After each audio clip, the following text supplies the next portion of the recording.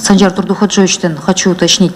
Немелер барбы, данныйлар, bizde кыргызстандык жана чет өлкөлүк ошо соода борборлору, ну именно вот эти торговые центрлердин сандары канча? Канчасы биздики кыргызстандык, канчасы чет өлкөлүк. Анан мыйзамдарды киргиздиргенде деле биз чет өлкөлүктөрдүн чөнтөгүн гана ойлоп калган жокпузбу деген суроо жаралат да. Алар деле байытып жаткан жокпузбу, урматтуу министр деген суроо бар. Салык инспекцияда маалымат бар болуш керек. Менде толук кандай жок, бирок баягы чоң торговый сеттер, бул Глобус, Народный, негизги учредителдер бул коңшу мамлекеттердин учредителдери. А биздин мамлекеттик өндүрүш дегенде биз кыргызстандык өндүрүштөрдү айтып атабыз да? Ооба. Анда биз чет эл бул мындай мыйзамдарды киргизип атканда анан антикоррупционный экспертизада жазып атат да, биякта эжекебиз Карабекова, заведующий отделом. Вот если будет принят такой-то пункт, она заступается за этих крупных иностранных торговых сети, мол, приведет к уклонению от налоговых выплат, то есть она за них заступается, наш отечественный эксперт, наш жогоркеңештин эксперты, да. Меня, конечно, такие эти комментарии удивляют очень сильно. Биз тескерисинче колдоп атабыз. Биякта азыр торговый сеттердин маржаларын кичирейтип атабыз да. Азыр жана 10% тегеренин ашпаш керек деп. Маркетингтин баарын кошкондон кийин ошо 10%дан ашпаш керек депчи. Азыр бизге көп каттар келип атат. Биздин производительдерденчи азыр торговый сеттер каалаган маржаны коюп коюп атат. Торговый наценка, маркетингиге деп да 10% деп 20-25%га чейин өсүп кетип атат да. А бул мыйзамда как раз 10%дан ашпасын деген сунуш болуп атат да. Бүт баарын кошкондо 10%дан ашпайт деген. Антимонопольная служба, сизде комментарий барбы? Вообще ушул торговый сеттер боюнча сиз тараптан көзөмөл жакшы жүрүзүп атабы? Иш жүрүп атабы? Жалобалар көп на качество продукции. Периодически ГСБ ловит контрафакт. Раз там год они нормы выполняют, поймали алкогольную продукцию и потом ошол үйдөн тынчып калат да? Bizde негизи керектөөчүлөрдөн ошо арыздар келип түшүп атат. Ал боюнча мондай фактылар боюнча карап атабыз. Анан бизде ошол мондай үзгүлтүксүз мондай систематический бир рейдтерди жүргүзүп ошо баягы товарларды ошо карап метип атабыз. Анан бул законго да сунуштарыбызды да бергенбиз. Ошону экинчи окууда болгондагы жумуш иретинде да карайбыз бул айткан. Рахмат. Санжар Турдуходжоевич, просто сиздерге мындай суроо да. Эмнеге 90% Кыргызстандын территориясында ушундай соода борборлордун, соода торговый сеттердин ээлери чет өлкөлүк жарандар? Эмнеге кыргызстандык жарандардын саны абдан аз? Эгерде биздин өзүбүздүн өндүрүштөрдү мындай колдойбуз деп атсак, алардын немелерин, үмүттөрүн мындай ишке ашырабыз дегенибиз менен, а бирок на практике только чет өлкөлүк жарандарды байытып атабыз да. Бул сизге министр экономика катары, анан ушул жактан экономика жактан саясатты жүргүзө турган адам катары мен суроо берет элем да. Эмнеге алардын саны көбөйбөйт? Эмнеге чет өлкөлүктөрдү байытып атабыз? Аларга биз соцфонддон да эме берип атабыз, льгота берип атабыз, салыктан да льгота берип атабыз. А биздин кыргыз жарандарыбызды байыта албайбызбы? Алар эмнеге ушундай сеттерди ачабыз дегенге иностранцам выгоднее, чем нашим гражданам получается. Правильно? Почему? Это же глобальный вопрос. Наша экономика не развивается. Почему? Потому что, значит, где-то мы упускаем какие-то вещи. Значит, иностранцам выгоднее, или вы с иностранцами легче договариваетесь, чем со своими гражданами в итоге. Потому что торговые сети это большой показатель. И мы, конечно, говорим о том, что у нас страна базарная экономика, производство өндүрүш керек, анан торговый сеттерге өтүш керек, цивилизованный бизнеске өтүш керек дейбиз. А эмнеге андай шарттарды биз түзө албайт экенбиз да? Негизи по факту результат.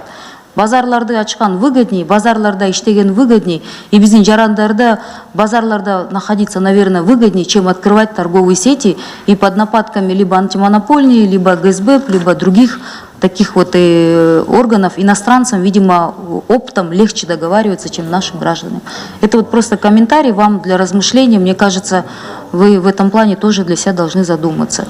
Просто не спорить со мной, мне даже как бы и аргументов да, особых, наверное, не буду приводить, просто один конкретный факт. Почему в этом сегменте кыргызстанцев меньше, чем иностранцев? Это ответ на очень многие вопросы в нашей экономике. Спасибо.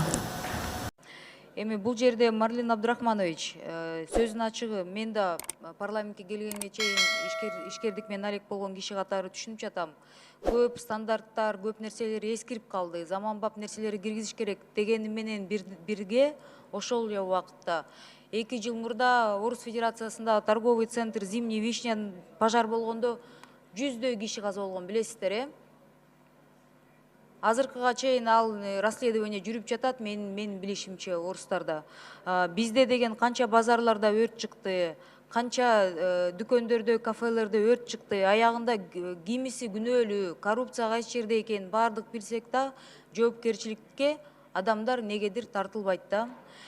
Ишкерлерди камап коюшат. Бул жерде азыр сиз айтып аткан жанакы 66-беренени ачсаңыздар, курулуш объектилеринин долбоор учурларында алардын функциялык багытына карабастан ченемдик техникалык документтерге жана шаар куруу документтерине ылайык курулуш объектилерине өрт өчүрүүчү автомобилдер үчүн өтүүчү жана кирүүчү жолдору кароо зарыл.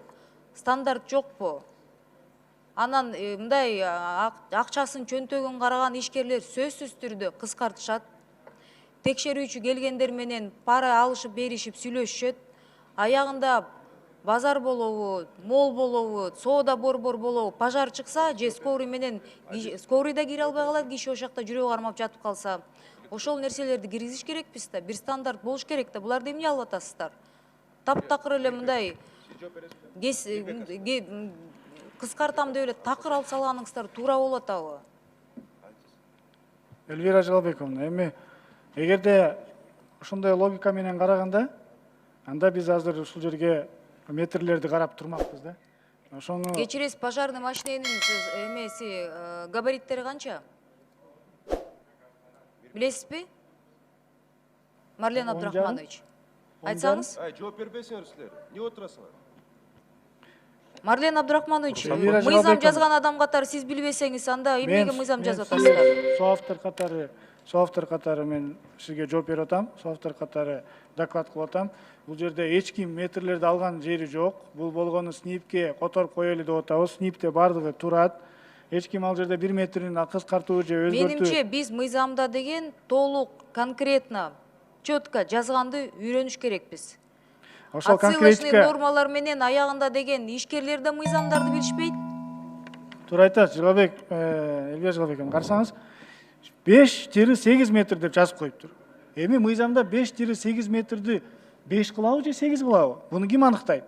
Кошумча 10 секунд. Буну эч ким аныктабайт. Буну сиз айткандай чөнтөккө кетип атат. Ошо Марлен Абдрахманович, бирөө менен сиз- сүйлөшүп алса 5 кылып атат, бирөө менен сүйлөшө албай калса 8 бойдон калып атат. Ошон үчүн айтып атабыз, СНИПке бергиле, СНИП ошол жерден аргументированно койсун. 5пи, значит 5. 8би, значит 8. конкретно, четко пусть прописывает. Конкретно, да? Элвира Жалбековна, биз керек болсо көбөйтсүн деп атабыз. Бул жерде кыскартуу эмес. Конкретно жазсын деп атабыз. Эмне үчүн 5? Жазбайбы? Ортодо деген Аргумент жок. 5-тен Мыйзамда 8ге жок. чейин эмес, конкретно жазылсын Ооба, анда. конкретно Бул жазылсын деп жаңылыштарды атабыз. мен колдойм да. Ада мыйзамды карап койсоңуз 5-8 деп коюптур. Же болбосо мына карап көрүңүз 8-16 метр. А ким определять этет? Эмне үчүн биз ишкерге бирөөгө 8 метр беришибиз керек, а бирөө сиз айткан акча бербей койсо ага 16 метр деп коюшубуз керек. Андай болбойт да. Так дана жазылыш керек. 8 метр эмне үчүн берилет? 16 метр эмне үчүн берилет? Керек болсо көтөрсүн. Биз көтөрсүн деп атабыз. Маселе аз айткандан эмес. Маселе просто бардыгын аргументированно кылыш керек. Анын алкагында эркинде жөн отурбай архитектурадан эксперттер бардыгы аныктап чыгып коюлуш керек деп атабыз. Мен ошол багытта айтып атам болгону элечи, Элвира Жалбековна. Марлен Абдрахманович, мен сизди коллега катары сыйлайм. Жакшы мыйзамдарды киргизип жатасыздар. Буну деле колдоп берем. Кошумча 10 секунд. Ортодо адамдын жанынан кымбат нерсе жок. Эң туура. Ортодо ишкерлердин өз чөнтөгүн ойлошот. Иштеген кызматтагы иштеген адамдар копс жок. Туура айтасыз. Биз дагы ошол багытта жүрөбүз, биз дагы ошол багытты кармалабыз. Жана ошондой эле тапшырманы өкмөткө да берип атабыз. Алар дагы ушул багытта кармалып келип атат.